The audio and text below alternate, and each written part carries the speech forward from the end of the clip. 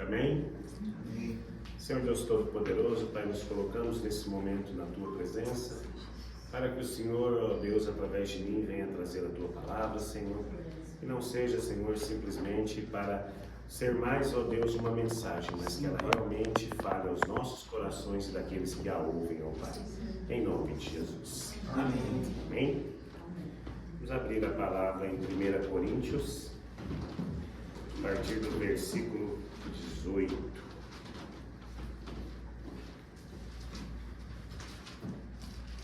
A gente vem durante toda a semana, né, quem acompanha os nossos devocionais, vem vendo o tema da nossa mensagem, o que a gente tem aprendido do Senhor a respeito de como é realmente uma vida com o Senhor, como é realmente que a gente deve se comportar.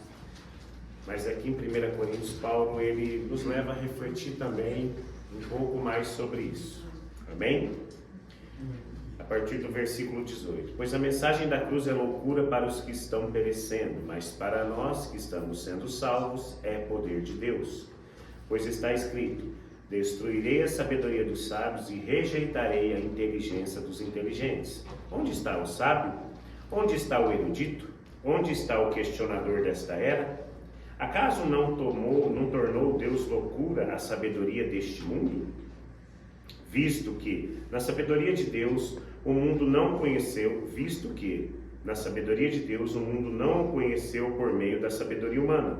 Agradou a Deus salvar aqueles que creem por meio da loucura da pregação. Os judeus pedem sinais milagrosos, os gregos procuram sabedoria.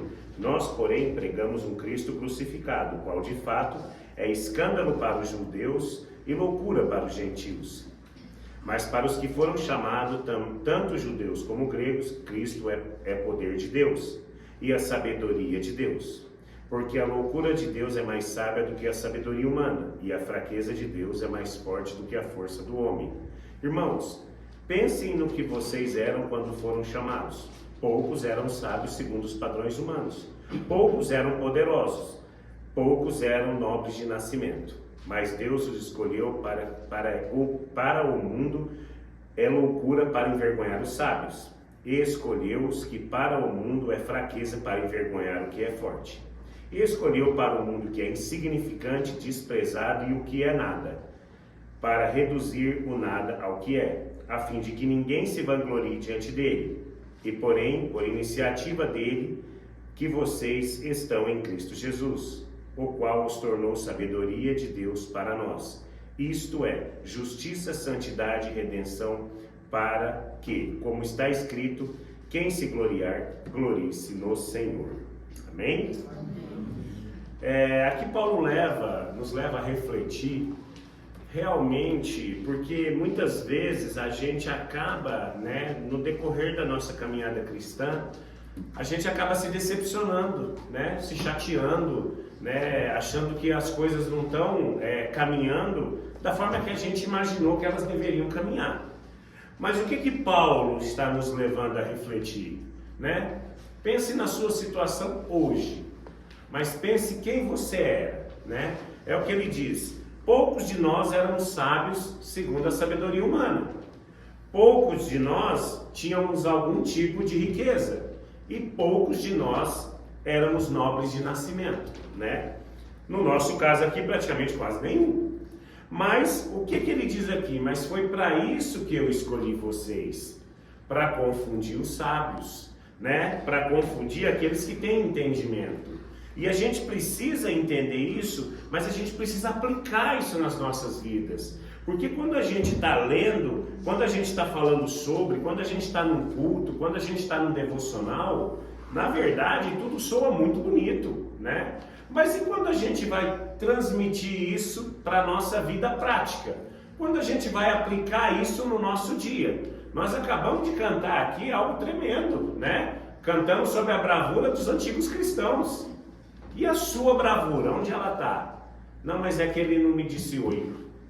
Não, mas é que as coisas não acontecem do jeito que eu imaginei. Eu tinha projetado algo um pouco diferente. Aonde está a sua bravura? Porque Paulo está nos levando a refletir o que a gente era. Paulo está nos levando a refletir e falar assim, peraí, para um pouquinho.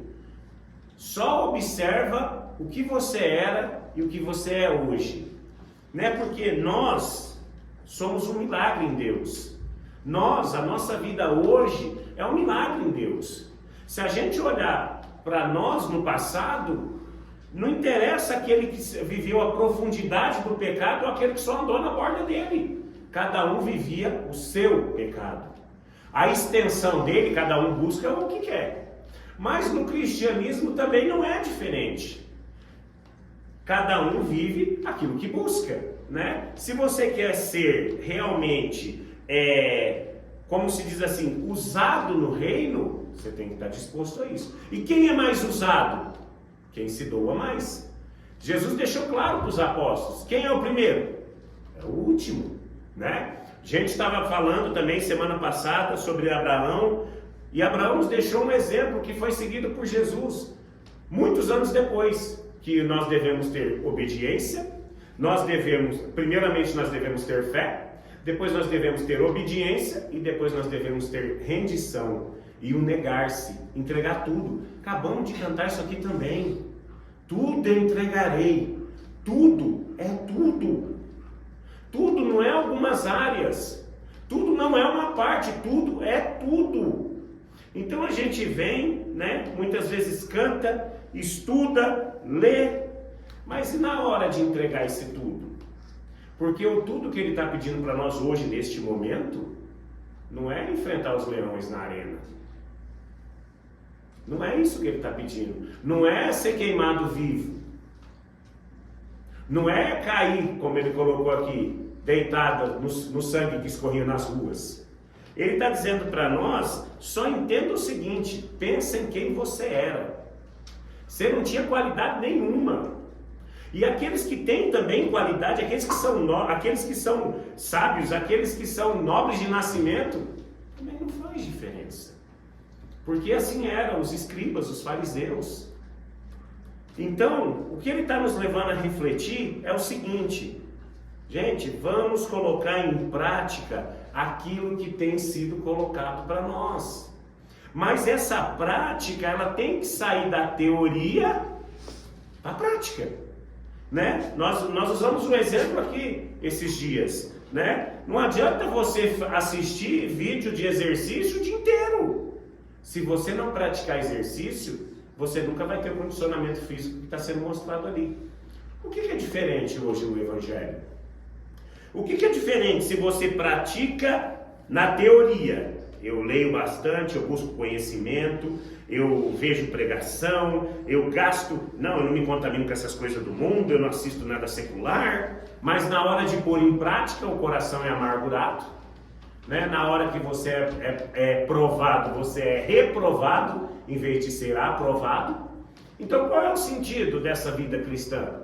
E Paulo está deixando claro aqui o seguinte, nós viemos assim mesmo para quê? Para que a gente pudesse confundir os sábios, para que fosse realmente loucura a esse mundo. Então, o que a gente faz? Sim, né? Como as pessoas dizem, mas o cristão, o evangélico, né?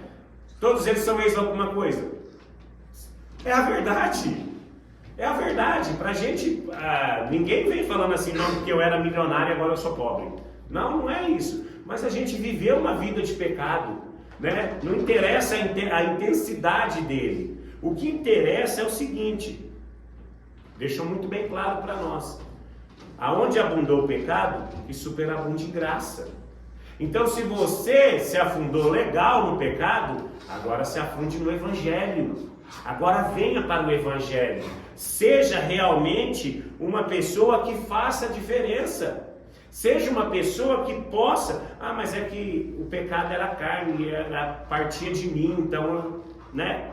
Tá, mas você não recebeu um novo nascimento? Você não recebeu uma nova natureza? O que essa nova natureza deseja hoje? O que esse novo nascimento significa para você hoje? Que você deve desconsiderar essas coisas que você viveu no passado e usar elas somente como testemunho para a sua vida futura. Para que realmente haja um abismo entre as duas vidas. Para que realmente olhe para você e diga, É impossível que você era assim. É esse abismo que a gente tem que criar dentro do nosso novo nascimento. E Paulo está dizendo o seguinte: vocês não tinham valor nenhum. Mas foi por isso que Deus escolheu vocês. Porque vocês não tinham valor nenhum para este mundo. Vocês nunca foram expressivos para esse mundo. Vocês nunca construíram nada para esse mundo. Vocês não contribuíram em nada. Então agora contribua para o reino, para que realmente o reino seja exaltado e não a nós. Então é isso que a gente tem que entender. Agora, aonde abundou o pecado, é necessário que superabunde a graça. Você não pode ter sido realmente expressivo no passado do pecado e agora ser insignificante, porque senão alguma coisa não está funcionando no devido lugar. Se você recebeu um novo nascimento e um novo espírito, e como a palavra deixa claro, esse espírito não é um espírito fraco, mas é um espírito poderoso. Nós vemos isso ao decorrer aí da semana, né, falando sobre o sacrifício de Cristo, o quanto esse mesmo espírito ele é poderoso, mas muitas vezes ele é insuficiente para combater nossa natureza. Então o que está faltando para a gente? Está faltando para a gente alimentar esse espírito, mas alimentar o espírito pondo em prática. Porque se você assistir vídeo de exercício e tomar whey para malhar e não malhar, seu corpo vai ficar deformado. E é isso que muitas vezes acontece. Você toma a suplementação do espírito, mas a hora que você vai pôr em prática, ela não funciona. Por que ela não funciona? Porque está te havendo falta de prática. Assistir vídeo de receita não vai saciar a fome. Esse tipo de receita não sacia a fome. Está te faltando prática. Então, o que a gente precisa fazer? A gente precisa realmente reconhecer o estado que nós estamos vivendo hoje. Como é importante o que nós vivemos hoje. Mas para usar isso como uma alavanca para nos projetar para frente. Né? Fazer o quê? Fazer o que o Senhor pede para que façamos. Para que realmente a gente venha confundir as pessoas. Como pode, né, uma pessoa sem estudo, né, poder falar para pessoas, poder levar uma mensagem? Porque, gente, a mensagem que nós levamos é a mais importante da terra. É a que pode definir se uma vida vai ser salva ou não. É essa mensagem que Jesus deixou para nós. É o que ele colocou aqui, ó. A fim de que ninguém se vanglorie. Eu, porém, por iniciativa dele, é que vocês estão em Cristo, o qual os tornou sabedoria em Deus para nós, isto é, justiça, santidade e redenção, para que, como está escrito, quem se gloriar, glorie no Senhor. Ele só está dizendo para nós que a nós foi incumbido a maior mensagem da história, levar para os povos salvação, levar para os povos uma chance de vida eterna, uma libertação dessa vida de escravidão aqui, mas também da vida da escravidão do inferno. Então, a nossa mensagem é a mensagem mais importante, mas muitas vezes a gente não consegue colocar ela em prática. Por que a gente não consegue colocar em prática? Porque a gente não dá o devido valor. A gente realmente ainda não está se sentindo acolhido. A gente realmente ainda não está se sentindo parte da família de Cristo. Porque se a gente sente parte da família de Cristo, você realmente se comporta como tal. Então, o que Paulo deixa claro para nós? A mensagem é a maior de todas. O Evangelho é a maior mensagem, é a maior novidade. Mas primeiro ele tem que ser aplicado nas nossas vidas. Porque não pode uma árvore má dar fruto bom. Nós precisamos ser uma árvore boa, para que o nosso fruto seja bom. Para que as pessoas vejam em nós realmente a transformação de Cristo. Para as pessoas que nos conheciam no passado, vejam quão grande é a transformação de Cristo. E para aquelas que não conheceram o nosso passado, realmente não acreditem que nós vivemos aquilo que nós vivemos. Só que para isso, essa mensagem tem que fazer sentido. Para isso, essa mensagem ela tem que fazer sentido nas nossas vidas. Por quê? Porque é isso que o Evangelho faz. É loucura para aqueles que estão perecendo, mas para nós é sabedoria de Deus. Realmente, a gente senta e faz um devocional e nós precisamos absorver desse devocional o que vai ser praticado no nosso dia. Porque como nós também lemos, se a primícia é santa, nós santificamos todo dia. Então é isso que a gente precisa entender. Só que quem é a primícia de Deus nas nossas vidas? Primeiramente nós. Então, para que a gente santifique aqueles que estão próximos a nós, nós precisamos ser santos. Nós precisamos ter um agir santo. Então, cada dia mais nós temos que buscar, cada dia mais nós temos que nos aprofundar, mas principalmente viver aquilo que nós buscamos. Viver aquilo que nós temos aprendido, pôr em prática, para que realmente a gente tenha direção vinda do alto, para que realmente a gente possa estar ali, nos colocando na presença de Deus. Agora, o que acontece muitas vezes que isso não surte efeito? Porque muitas vezes a gente escuta a mensagem, a gente vê a mensagem e fala: puxa, eu vou colocar isso aqui em prática, minha vida agora vai ser diferente. Só que na hora que você vai para o front, você cai. Por que a hora que você vai para o front você cai? Porque você está enfraquecido.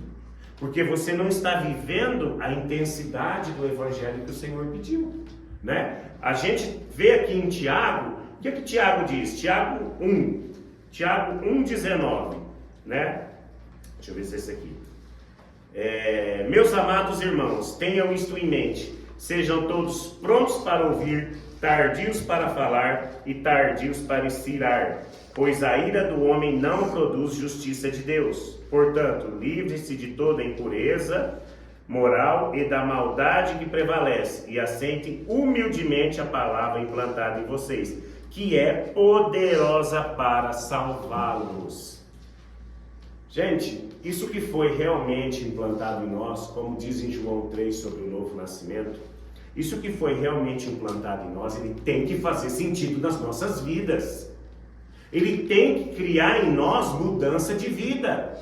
Ele tem que criar em nós algo diferente. Nós precisamos produzir para o reino. E todas as vezes que a gente produz para o reino, a gente vê como que Deus é maravilhoso. Porque muitas vezes a gente fica calculando a obra de Deus. A gente faz cálculo, mas isso aqui não adianta. Você não sabe. Na verdade, a gente sabe que nós lá atrás eram aqueles que não adiantavam. Entendeu? E Deus deixa claro que nós fomos escolhidos para fazer a sua obra. Só que para fazer a obra em Deus, nós precisamos ser de Deus, né? Como a própria palavra diz, nós somos embaixadores de Cristo. O que o embaixador faz? Representa o seu país, representa a cultura do seu país. Está num país diferente, mas representa o seu país, e é o que nós precisamos fazer. Nós somos peregrinos de uma terra, entendeu? Só que nós precisamos realmente defender aquilo que o nosso Pai vê como certo. E nós precisamos ter essa direção. Então, o que a gente precisa fazer? Aquilo que a gente já aprendeu. Agora a gente precisa pôr em prática cada dia. Todos os dias nós temos que praticar isso.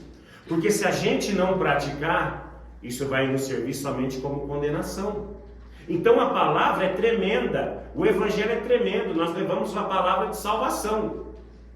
Mas se a gente não praticar ela, os primeiros a não serem salvos serão nós. Então, a palavra ela tem sim o poder de libertar, mas nós também precisamos ser livres. Nós também precisamos viver essa liberdade. Nós precisamos colocar em prática tudo aquilo que aprendemos, porque esse é o verdadeiro caminho do cristão e é o que nós cantamos aqui. Senhor, faz nas nossas vidas, faz através das nossas vidas. Mostra, Senhor, a diferença nas nossas vidas, para que realmente a gente gere vida. Tudo que a gente lê do Evangelho nos remete a isso. Tudo que a gente aprende do Evangelho nos remete a isso. Então, por que muitas vezes a gente não consegue? Por que muitas vezes a gente tropeça? Por que muitas vezes a gente negligencia na palavra de Deus, naquilo que a palavra nos remete? Porque o nosso vaso não está cheio, nós não estamos transbordando. Porque nós precisamos estar transbordantes da mensagem para que ela realmente flua, para que ela realmente faça efeito. Então, tudo aquilo que a gente tem visto a respeito de Cristo tem nos mostrado o quão muitas vezes fraco a gente é perante o mesmo Espírito que operava nele. Porque a gente não aguenta quase nada. A gente não tem paciência. Ao contrário do que Tiago diz, a gente se ira com facilidade, fala rápido demais, muitas vezes não espera a coisa desenrolar e já toma uma noção precipitada da coisa, uma ação precipitada sobre aquilo. Mas por quê? Porque o que está nos faltando é que esse Espírito Santo opere em nossas vidas, mas na sua plenitude, com todo o seu poder. Que a gente não venha a buscar a Deus todas as vezes que a gente só precise, porque não funciona desse jeito. Deus, ele não opera desse jeito. Deus, ele não é um gênio numa lâmpada que você dá 2, 3 esfregadas e ele aparece e pergunta qual é o seu desejo. É diferente. Para que isso realmente aconteça, nós precisamos viver em Deus. Nós precisamos ter morada em Deus. Nós não podemos ser um visitante. Passa de vez em quando e fala, hoje estou precisando disso. Gente, humanamente falando, a gente não aceitaria uma pessoa que bate na nossa porta uma vez por semana e fala assim, me arruma tantos reais aí que eu estou precisando. Nós humanos não aceitaria isso. Mas muitas vezes é a forma que a gente trata Deus. Bate na porta dele quando está precisando de alguma coisa, mas não quer viver nele. E é isso que a gente tem que entender. É isso que a gente tem que entender, que dessa forma não funciona. E além de tudo, a hora que não funciona, questiona Deus. É porque Deus não fez. Porque Deus não fez, porque Ele não quis. É verdade? Sim, é verdade. Porque Ele deixa bem claro que Ele faz aquilo que Ele quer fazer. Agora, se nós vivermos em Deus, nós saberemos até o que pedir, porque nós conhecemos o nosso Pai. Agora, como que você vai ter afinidade com um Deus que você só vê de vez em quando? Como que você vai saber qual é o propósito dele para a sua vida? Como que você vai saber qual é a direção que ele tem para você naquele dia? Se você só vê ele de vez em quando, você não tem intimidade. A gente sabe, quando a gente tem intimidade com a pessoa, do que ela gosta, do que ela não gosta, do filme que ela gosta de assistir, da música que ela gosta. Agora, não tem intimidade com Deus, usa Deus como uma válvula de escape e ainda acha ruim quando Ele não faz do jeito que você quer. Mas quem é o Deus dessa história? É você ou Ele? Quem é o Deus dessa história? Quem é o servo e quem é o Senhor? E é isso que a gente tem que entender. Parar de usar Deus como se Ele fosse o nosso empregado. Porque nós somos o servo. E nós fomos comprados por bom preço. Por preço de sangue de um justo. Então nós não temos direito. O nosso direito é viver, entrar e viver na casa do Pai. E da forma que o Pai quer que a gente viva. Então para de querer ser você o Senhor da história. Para de querer viver a sua vida e encaixar ela no plano de Deus. Você tem que aceitar o plano. Você tem que aceitar a direção que vem de Deus. Não tentar encaixar os seus planos na vida de Deus. Não é assim que funciona. Então que a gente possa entender isso. Que a gente possa reconhecer, como Paulo disse, que nós realmente não tínhamos expressão nenhuma para esse mundo. Que nós realmente não tínhamos riqueza. E que nós não éramos nobres de nascimento. Mas agora, qual é o título que é dado a nós? Nós somos filhos do rei. Mas não de um rei de uma região, do rei do universo. Mas é assim que você tem que se comportar? É assim que você se sente? Né? Porque muitas vezes as pessoas tentam se comportar, mas na verdade não se sentem assim. É assim que você se sente? Que você é filho do rei do universo? É isso que você sente? Não, não é isso que eu sinto. Então, está faltando, você está em falha. Porque a gente sabe que Ele é fiel. Quem é infiel somos nós. Nessa conta, sempre vai estourar em nós. Sempre vai ser nós.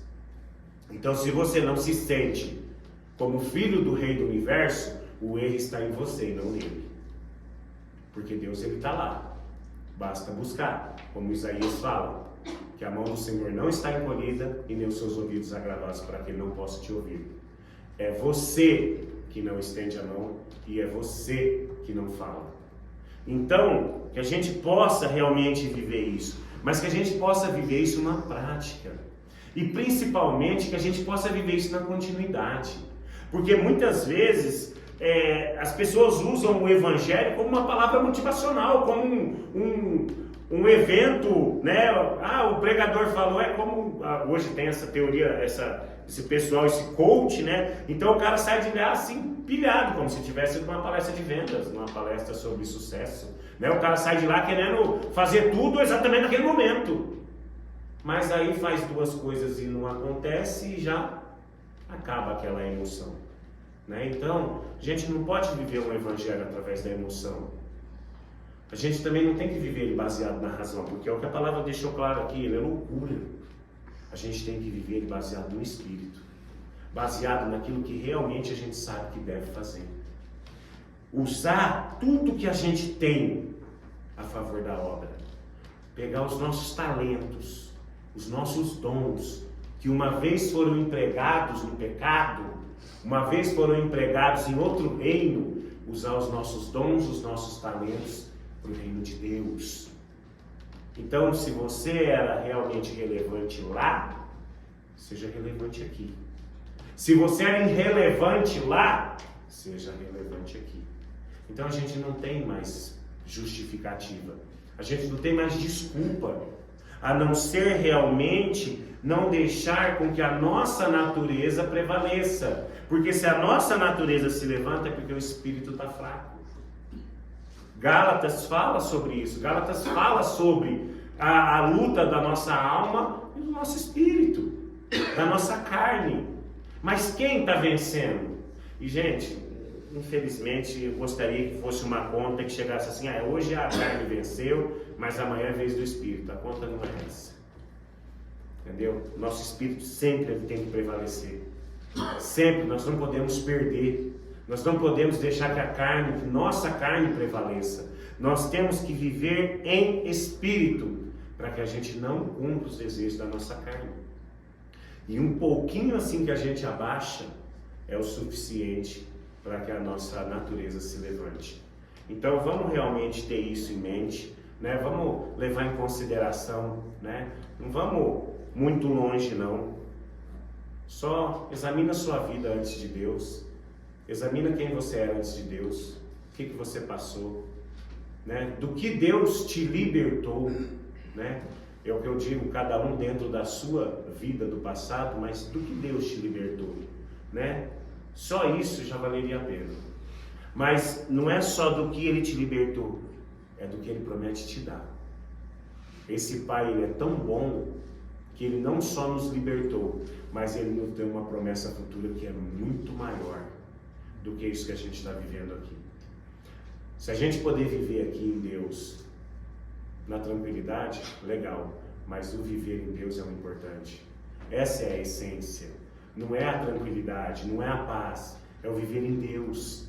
Então, além de a gente lembrar daquilo que a gente era e do que Ele nos libertou, é lembrar do que Ele nos prometeu junto com essa liberdade, daquilo que Ele nos prometeu que nós vamos ganhar.